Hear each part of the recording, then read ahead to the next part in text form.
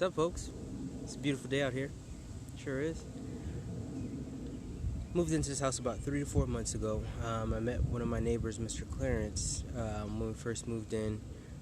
Seems to be a cool guy. Elderly gentleman. His wife passed away years ago. Seems to be in the house by himself.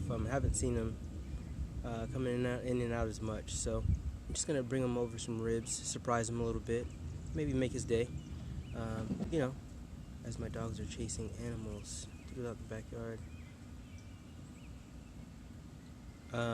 Yeah, so we're gonna surprise Mr. Clarence. I like doing nice things for people. It feels good.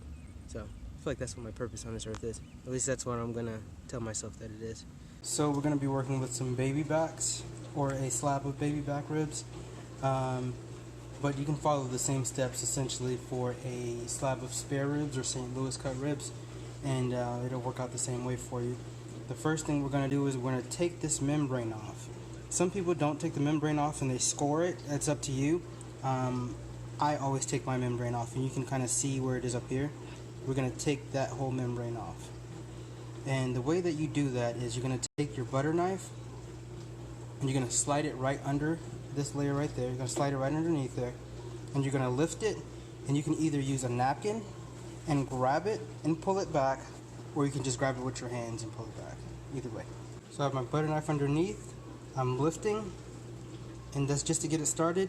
Then I'm going to get my finger under there, and I'm going to pull it all back and rip it off.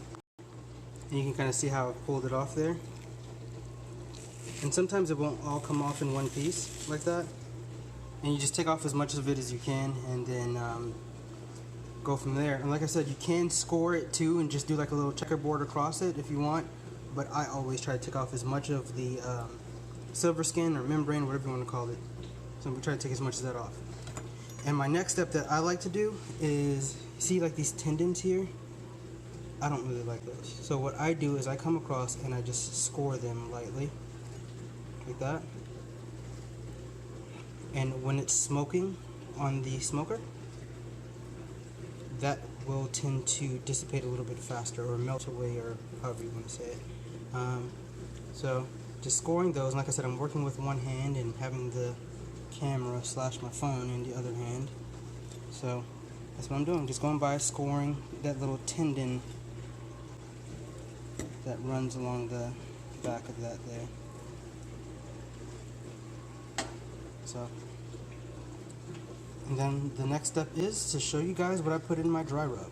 So let's get started. And one other little thing that I forgot to mention, if you have any like big hunks of fat on there, you want to trim those off for two reasons. One, it will melt down, fall onto your coals, and cause like little flare-ups, which can cause your meat to burn or cook a little faster than you'd like it to. Second thing is, big hunks of fat outside of bacon, of course, don't really taste that good. So we look on the top side here. On the baby backs, you really don't have to trim too much. You can kind of trim this down if you want. But on baby backs, you really don't have to do too much trimming. On spare ribs, you're going to have to trim a little bit more, as this is a bigger piece of meat, bigger pieces of fat. So I'm going to walk you guys through it. You can use any kind of cheap table salt. This is Morton's. Ground black pepper, chili powder, onion powder, garlic powder, paprika, and I use a little bit of Slap Ya Mamas. If you don't have Slap Ya Mamas, Tony Chachere's also works. This is actually what I use most of the time, but Slap Ya Mama, we're going to try it out this time.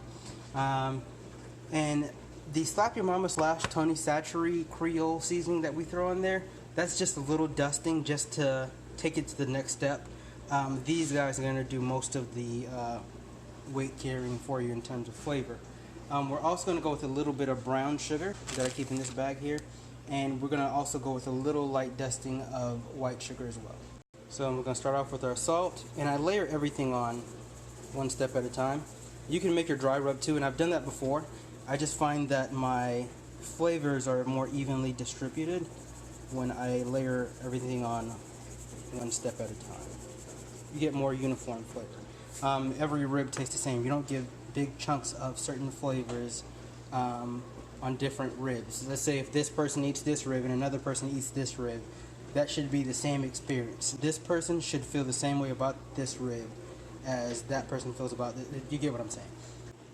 However, if you choose to go the route to where you're making or mixing your dry rub into a pan or into a bowl, you want to make sure that you spend a good amount of time mixing all those seasonings and spices and sugars together. And like I said, just try your best to avoid big chunks of pepper on one part of the rib, because like I said, that one piece that didn't disintegrate or didn't mix in as evenly can, I don't want to say ruin the experience, but alter the experience based on the next rib or whatever. So my next step is the black pepper. And also, while I'm putting this on here, I'm going to go a little lighter with the black pepper. Know the seasonings that you're using. For example, black pepper isn't just black pepper. This black pepper is a little more, I guess, pungent, a little more potent than the average black pepper that I'm also familiar with. So that means you probably want to go a little bit lighter, because you don't want your black pepper to overwhelm your customer, your client, your friends, your family, whoever you're cooking for. You want your black pepper to kind of do its job, but not also take over everybody else's jobs in terms of flavor. And another reason, so next is the chili powder. And another reason why you kind of want to go lighter with your black pepper, and even with your chili powder, you kind of want to put a nice layer on there, but you don't want to put too much, because remember, that's also a pepper that you're adding on there. And I don't know if you guys noticed, but when I tend to combine my peppers, that intensifies the heat of each pepper, if that makes sense. So if you had one pepper and you add another pepper to it, that one pepper has now become spicier than it would have on its own, if it makes sense to you. And next is the seasonings that I tend to use on everything. Onion and garlic powder. I find myself rarely leaving these out of any type of recipe or anything that I'm cooking. So light dusting of onion powder. And then we're going to go over to our garlic. Like I said, I'm using one hand, so give me 1 second to take the top off of that. Now garlic, that's the one thing that I tend to go a little heavier on. I just love garlic. It's not the best for your breath, but we'll worry about that later. I'll show you guys how to brush your teeth. Just kidding. So get the garlic on there, and then we add a little bit of paprika. Dusting of paprika. Alright. Like I said, to take it over the edge, take it to the next level, a little dusting of Slap Your Mama seasoning. Because once you have these ribs, you will be slapping your mama, not mine. Slap my mama, you're going to have a different kind of problem. Last thing I'm going to do is add a little bit of white sugar, or one of the last things. Add a little bit of white sugar to that. Adds the sweet to it. And then we're going to add our brown sugar to that. Once I add my brown sugar, I'm going to rub everything together now. So this, we're just going to take the little chunks and put it on top here.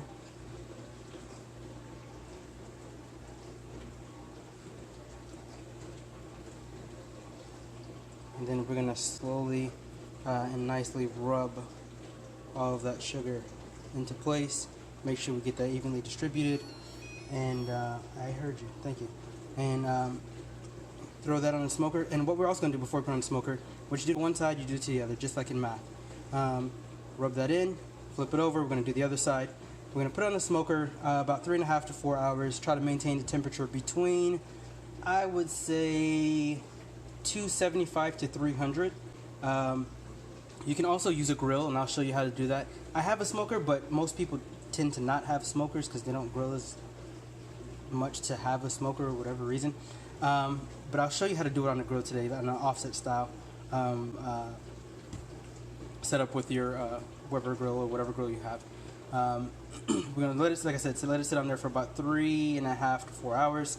When we take it off, this is an added touch that my wife has motivated or showed me how to do. You take a little bit of honey and drizzle that on top, because I don't typically go with sauces, so honey kind of finishes it off really nicely. Rub it in there. Rub it in. nice and even.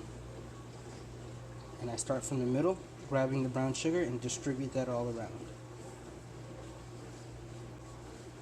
And you can pat it in too, just like that, just to make sure it sets in there really nicely. Now, what you guys, for those of you that have seen other videos, some people use binders like mustard. I feel like mustard adds an element to the ribs that I'm not a huge fan of.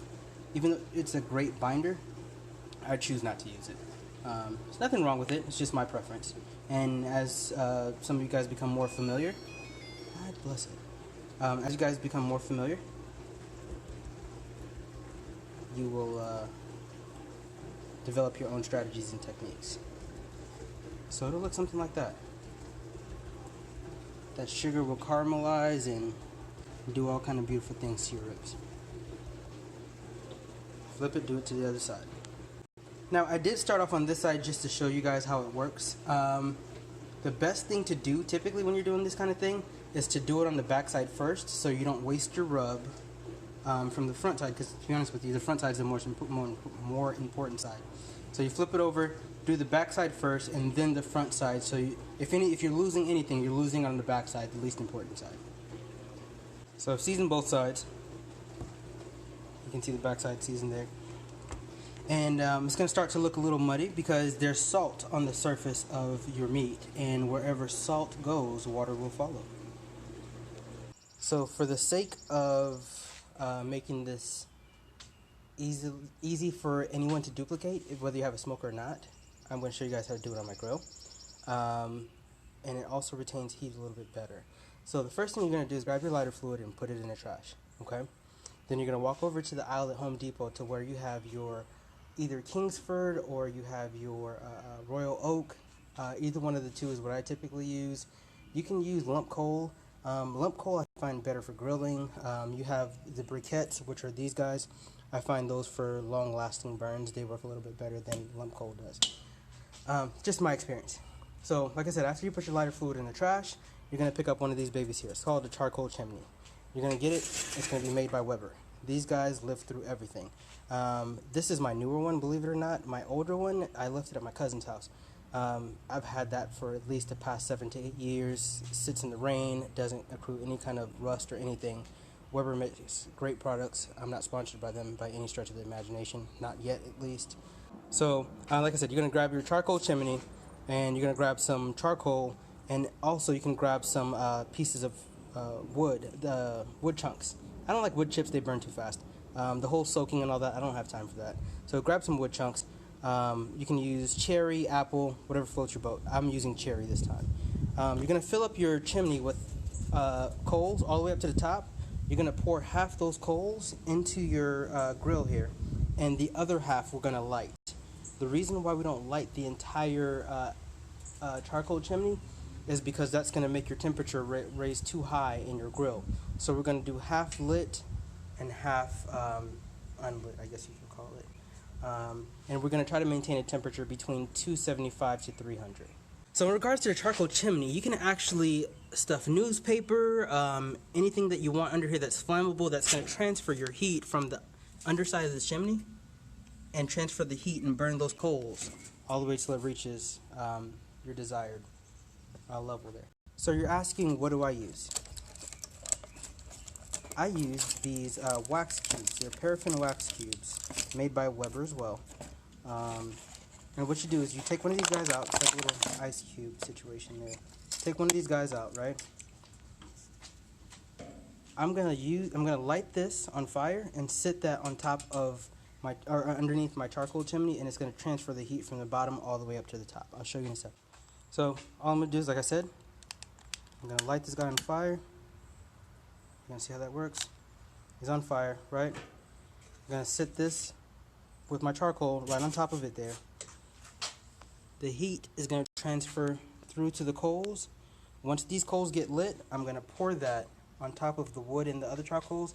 That heat is going to slowly transfer from the hot coals to the non-lit coals, and it's going to cook my ribs over the next 3.5 to 4 hours, or as long as I have an oxygen supply and I don't shut the oxygen supply on my grill. Okay, that's about it. So we're going to wait for this to catch up all the way up to the top, and then I'll see you guys in a second. So like I was showing you guys, I lit my little wax cube. My heat is transferring, my coals are getting lit. No pun intended. And once that heat transfers all the way to the top and all my coals are lit, I'm going to pour them on top of these guys, get the smoke and the temperature up to where I need it, try to maintain it. And every grill is different, but on the grill that I have here, you have these little dials here. So this dial at the bottom is to actually take out your ashes. So you squeeze those together and you pull it out, right? Then you squeeze and put it back. I'll deal with that in a second. And then you have this dial here. This does two things. This empties your ashes and it also increases and decreases airflow. So my grill is now completely shut, no airflow, my coals will die. Maximal airflow, so the temperature will raise to the highest level. If you're grilling steaks like really quick and easy, that's great. But since I'm not grilling steaks and I want to do ribs kind of low and slow, I'm going to find a happy medium, probably somewhere in this area, to maintain my temperature and go from there. So quick shameless plug to Home Depot and to Weber. All these products can be found at Home Depot. Like I said, you walk over to that grilling and barbecuing section at Home Depot, tell them Scotty sent you. They're going to look at you kind of funny because they have no idea who I am. And once that weird moment is over, you can go ahead and purchase the items that you need. So the offset style that I was talking about earlier, if you have a smoker, you're going to have separate compartments for your hot coals to let the smoke slowly cook your meat. But since we're doing it in a grill to where the coals and your heat source and your meat are essentially in, I'm sorry, I'm tripping over my words because the smoke is going in my face.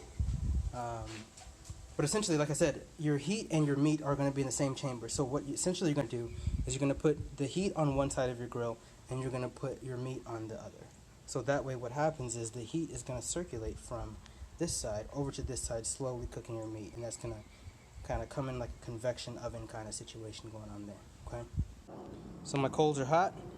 What I'm going to do is I'm going to now transfer this these hot coals onto these unlit coals, just like that.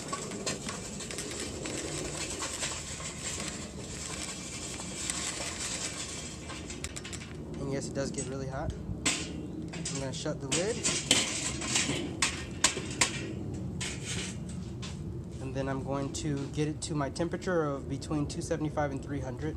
Once I stabilize that temperature, then I will go ahead and put my ribs on the opposite side over here.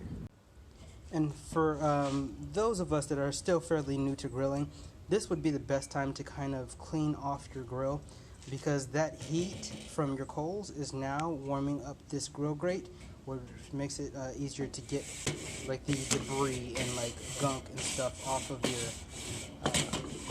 your grill or smoker or whatever it is that you're using. Light it up first, heat it up, then you clean it. So remember, my heat or my coals are going to be on that side, my meat is going to be on this side. If you want, you can put like a little drip pan, or you can even put like a mixture of water and apple cider vinegar just to add a little bit more flavor underneath this rack here. And then what I'm going to do is I'm going to put this lid on top. This vent stays open, okay? So this vent stays open, and that's going to allow the smoke to pass through. But remember, your smoke or your vent is going to be on the opposite side of your heat. Heat is on this side, your vent is going to be on that side. That's going to force the heat to come through the meat before it leaves your grill. And like I said, we're on about halfway open, and we're going to check and see where our temperature is. So the temperature's coming up now. So we want that to stay between 275 and 300. And once it gets to that level, if it stays there, we'll leave our vent where it is. The bottom vent, this vent stays open. And then if it starts to go a little higher, then we'll dial back and close the vent a little bit. So now that we're back inside, this is what we're working with. Remember how we made that? She's gorgeous. Now let's get her on the grill. About 3/4 of a cup of water, 1/4 of a cup of apple cider vinegar. I added some apples and onions just for flavor and aromatics. Not the apples that my wife just bought, more like the apples that I was hiding that she didn't see. They are the apples that my wife just bought. So we're going to go ahead and throw those on top of the heat and get some of those aromatics and flavors infused in that meat. and let it smoke for about another 3 to 4 hours. So this is a pan or a cup or whatever you want to call it that I have dedicated just for my grill or grilling and smoking stuff. So I added a 3-to-1 ratio of apple cider vinegar to water, or sorry, water to apple cider vinegar. So this is where we are right now. It's looking really nice. My temperature shot up just a little bit, so I'm gonna shut my vents down here just a tad bit more and get that to a manageable temperature. And so this is where we are right now. It's looking really nice. My temperature shot up just a little bit, so I'm gonna shut my vents down here just a tad bit more and get that to a manageable temperature, and we'll keep going from there. And you can see how the apples and onions are kind of aromatizing, if that's such a word, the meat here. We'll keep going from there. And you can see how the apples and onions are kind of aromatizing, if that's such a word, the meat here. So there's our finished product there.